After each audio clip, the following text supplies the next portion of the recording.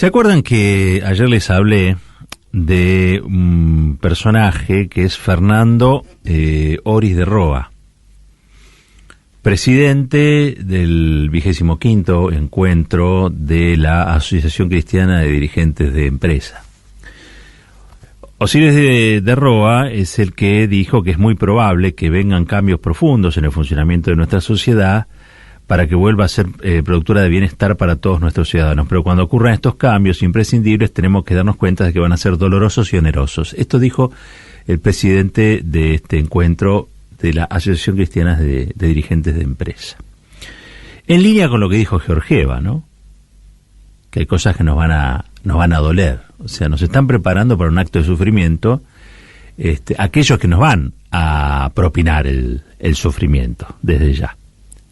El dato es que este señor, Oris de Roa, Fernando Oris de Roa, es nada más y nada menos que el que fue reemplazante de Martín Lustó cuando Lustó renunció a la embajada argentina en los Estados Unidos, donde había sido puesto a dedo por Macri.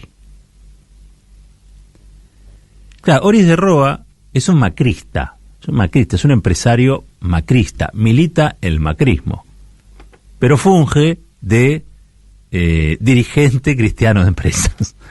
El hombre que nos quiere producir algún daño, porque esto es como en la Inquisición, ¿no? Es por tu bien. Vos tenés que sufrir para estar mejor, para obtener bienestar. Pero bueno, hay una línea ahí, ¿no? Que une claramente estas cuestiones que son bastante sádicas con el modelo político que se aplicó en la Argentina durante esos 4 años. Podríamos incluso ir más atrás, pero en esos 4 años se aplicaron, obviamente, con esos mismos argumentos, un modelo que nos hizo realmente muy mal, ¿no? Pasamos a pagar tarifas exorbitantes en ese tiempo, impagables en ese tiempo. También, por supuesto, hubo un deterioro del poder adquisitivo del salario. También hubo, producto de las políticas que se aplicaban, una invasión de lo importado, ¿sí? Y el cierre de empresas y el cierre de comercios, el parate del que todos fuimos testigos. Además de un endeudamiento sideral que hoy condiciona todas las decisiones políticas del gobierno posterior, ¿sí? Así que bueno, el señor Oris de Roa, ¿sí? Lo descubrimos, está atrás de la columna,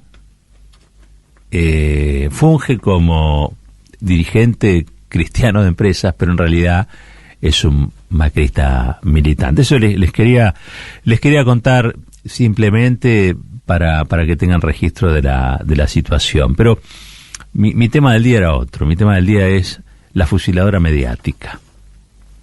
Ustedes saben que nosotros nos tomamos con bastante humor todas las cosas, porque creo que es una manera de atravesar este tiempo que vivimos. Nosotros y nosotras somos en un punto sobrevivientes, ¿no? A todo lo acontecido en los últimos años. A la primera pandemia, a la segunda pandemia, todavía la podemos contar. Y si la podemos contar, todavía nos podemos reír. Pero también es cierto que cada tanto hay que tomarse nuevamente en serio los asuntos. Y uno se ríe de que digan por acá que Cristina es mala, que es psicótica, que es bipolar, que es esto, que es aquello, que es lo otro. O que los kirchneristas son cucas, planeros, degenerados, pervertidos, no sé. El arsenal de palabras es inmenso. Y lo que busca es connotar a un espacio político y a sus dirigentes de todas cosas maliciosas. No hay nada bueno que pueda estar asociado a la palabra Kirchner. Nada, absolutamente nada. Es un trabajo casi, diría yo, persistente, industrial, que va dejando su sedimento, ¿no? De eso se trata. Se trata de que todo lo que sea apellidado Kirchner, sea Cristina Kirchner, sea Máximo Kirchner, sea el kirchnerismo, sea el cristinismo, no importa, pero todo lo que lleve a la letra K sea asociado a algo horrible. ¿Para qué? Bueno, para mantener la imagen negativa alta de sus dirigentes o de todos aquellos en condiciones de aplicar sus políticas, porque lo que le molesta son sus políticas. No es el pelo de Cristina, no es si usa un iPhone, no. Lo que le molesta son las políticas que Cristina aplicó en su momento y las que quiere que se apliquen hoy. Lo mismo pasa con Máximo Kirchner. Eso hay que tenerlo muy, muy claro. Pero esto no es nuevo. Y eso quería contarles. Esto no es nuevo. Me puso en la pista Roberto Baschetti, historiador, sociólogo, gran amigo de este programa. Nos mandó un trabajo que él hizo en su momento, que es fantástico, porque hizo un relevamiento de los años de la revolución fusiladora. Hoy yo estaba hablando de la fusiladora mediática, ¿no? Porque al fin de cuentas se comportan así. Es un fusilamiento cotidiano desde los medios de comunicación concentrados a las figuras populares que pueden impulsar regulaciones, ¿sí?, o políticas que van a cuestionar el modo agresivo, hostil y perverso que tienen los sectores concentrados de la economía para apropiarse de la renta que producen los argentinos y las argentinas, ¿sí?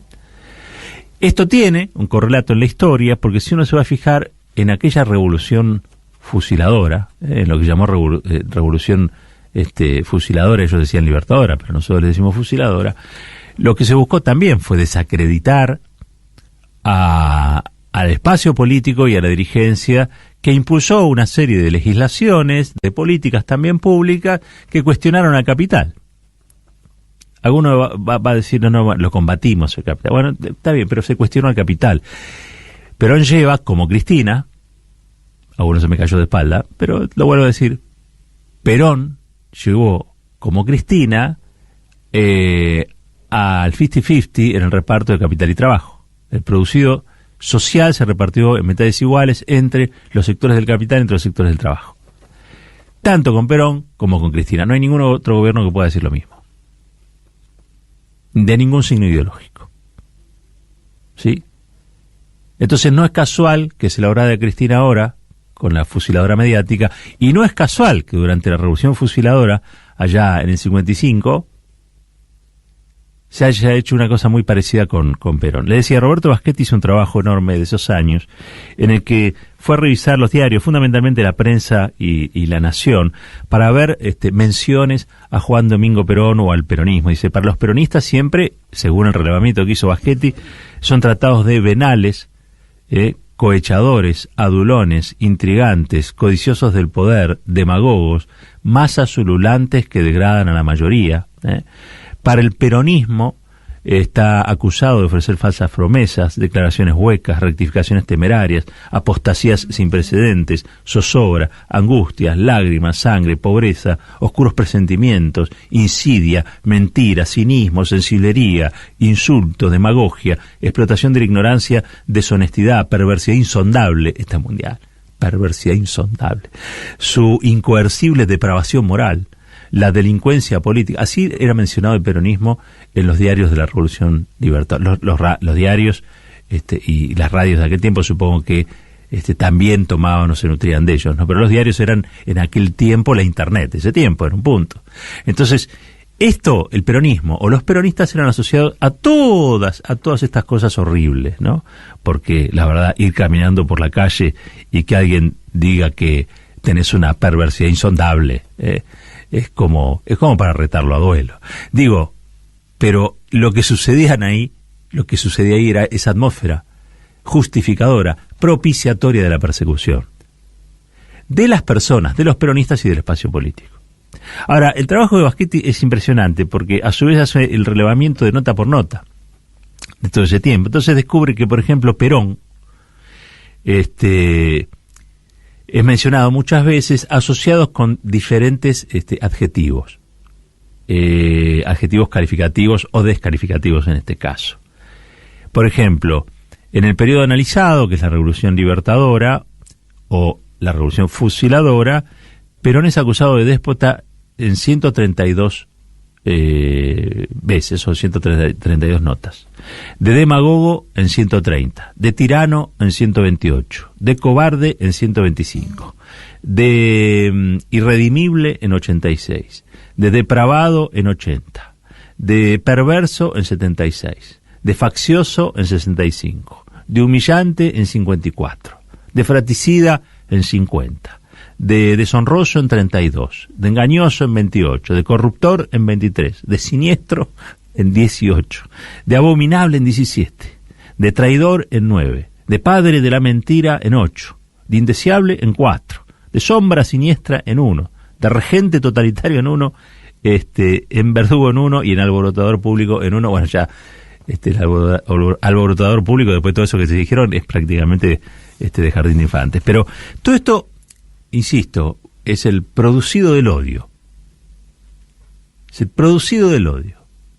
¿Para qué sirve el odio? ¿Para qué sirve insuflar odio? ¿Para qué sirve? Bueno, para que en algún momento quede claro que aquello que es eliminado, perseguido, encarcelado o proscripto, se lo merece. Es para sacar de la bitácora de la vida y las decisiones políticas a gente que es peligrosa fundamentalmente para el sistema. Perón fue un peligro para el sistema.